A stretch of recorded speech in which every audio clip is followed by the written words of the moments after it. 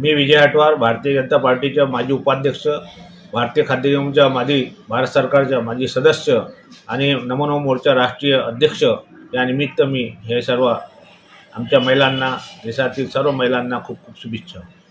महिला दिनानिमित्त आपण महिलांना काय शुभेच्छा दिल्या? आज महिला दिन असल्यामुळे महिलांना माझ्याकडून, माझ्या नमो नमो भारत संघटनेकडून आणि भारतीय जनता पार्टी खूप खूप शुभेच्छा. त्यांना प्रथम त्या महिला आपल्या घरी सगळ्यांना सेवा देऊन आणि नोकरी पण करतात, जॉब करतात, काही ॲटलिस्ट म्हणजे चांगल्या खेळामध्ये क्रीडामध्ये आहेत, काही अनेक कुठंतरी चांगला प्रभाव पडून घरचं काम करून त्या आपल्या कार्याला, आपल्या मुलांबाळाकडे लक्ष ठेवून, आपल्या त्यांच्या एज्युकेशनकडे लक्ष ठेवून त्या महिला एवढ्या सक्षम बनून कार्य करतात की खरंच त्या या महिला दिनानिमित्त त्यांना खूप खूप शुभेच्छा.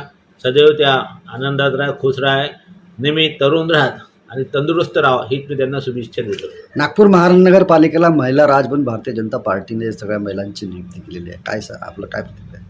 कसं आहे, भारतीय जनता पार्टीला वाटलं की आज नागपूरमध्ये महिलांनी राज्य हा आला तर महिला सक्षम आहेत, कार्यक्षमता आहे त्यांच्यामध्ये आणि कुठल्याही कार्याला कमी नाही. त्यामुळे महिला राज्य भारतीय जनता पार्टीने त्यांना स्थान दिलं आहे आणि त्यांना कार्य करायची एक